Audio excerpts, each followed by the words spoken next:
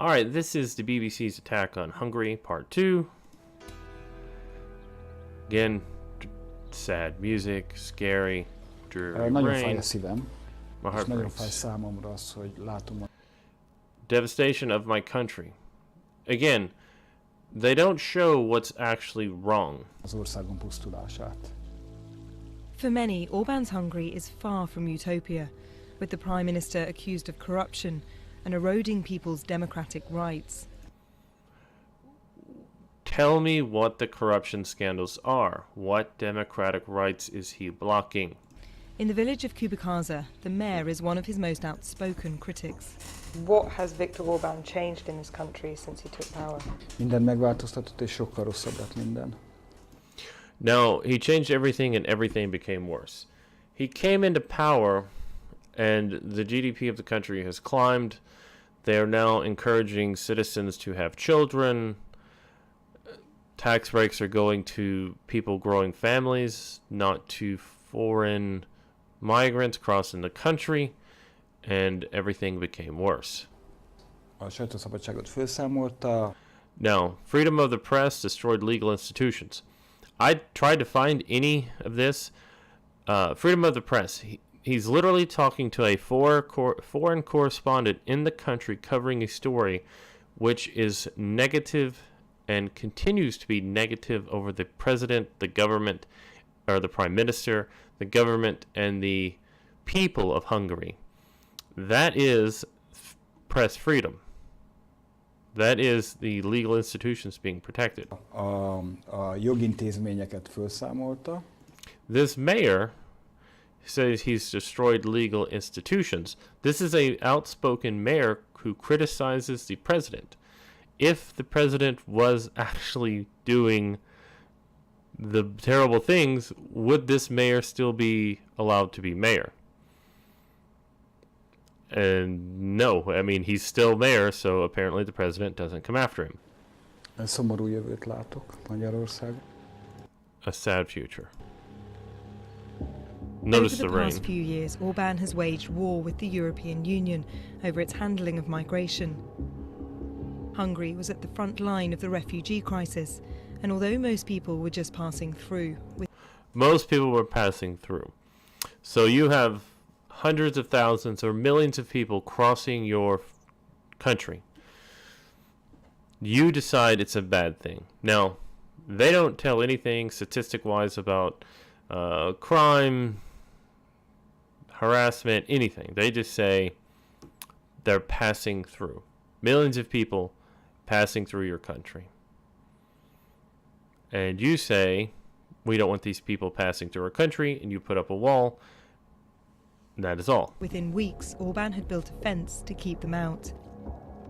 And migrants are still the enemy here in this EU election campaign.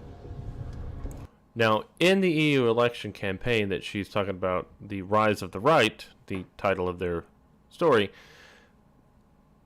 more right-wing governments, the Brexit Party in Britain won, even though the entire BBC and mainstream media of Britain really despise those people, and it is kind of the reaction to that that's leading these people to seek more conservative, more nationalist type ideals. Their country is for them, not for foreigners. Italy, Hungary, a lot of these other countries are having big wins. Big win for his in the EU vote. His party won 52% of the vote, up from 51. The left-wing coalition in second place.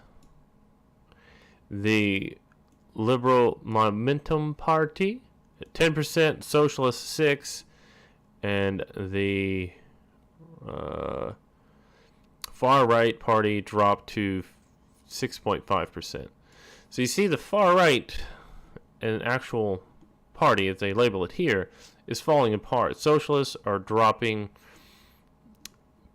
Centrist parties, people who care about the country itself, are starting to win.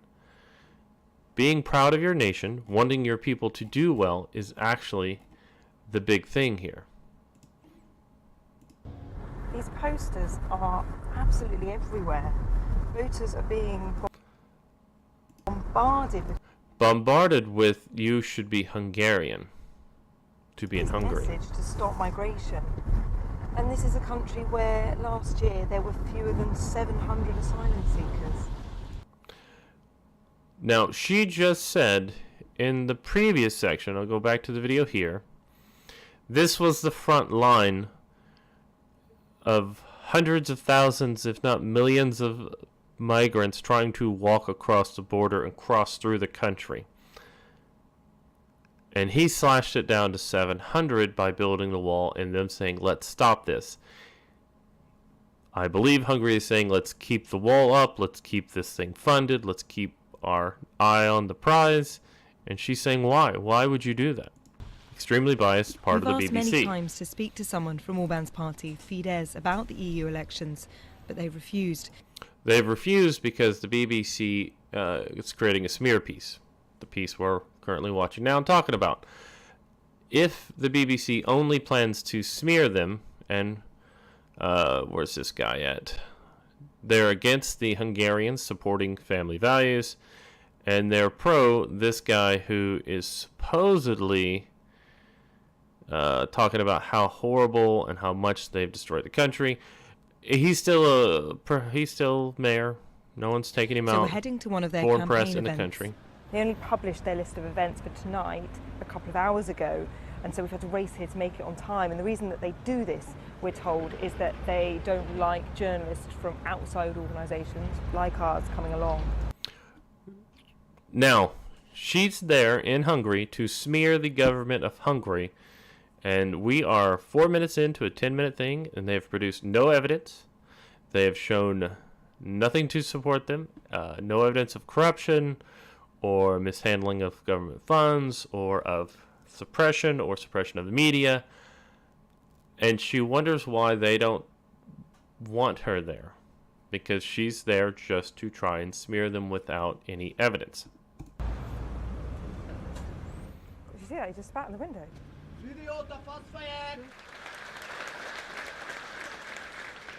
I don't know what that was. A demográfiai problémáit Nyugat-Európa lehetőleg betelepítéssel oldja meg. A mi megoldásunk az erős családpolitika lehet. Ezért is. Why is your EU Did you catch that? Western Europe wants to solve their aging population by taking in migrants, by taking migrants in. Our solution is a strong family policy. Imagine if instead of all these countries pushing for people to work well into the 30s and 40s, native population, you should be working until you should not think about a family until you have your career sorted out and everything else in your life taken care of.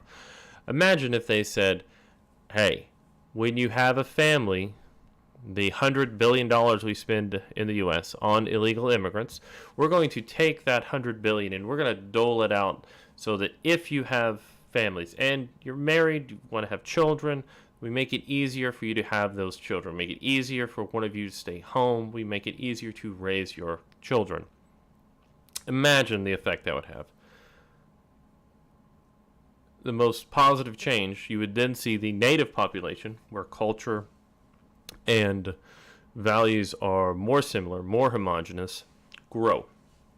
Instead of what you're seeing around the world, which are these incompatible morality groups where you're bringing in massive numbers of non-adjusted people into your countries and you're watching violence. I believe they've had a lot more stuff going on in Britain. Just look that up. There's a lot of videos out there talking about what's going on there.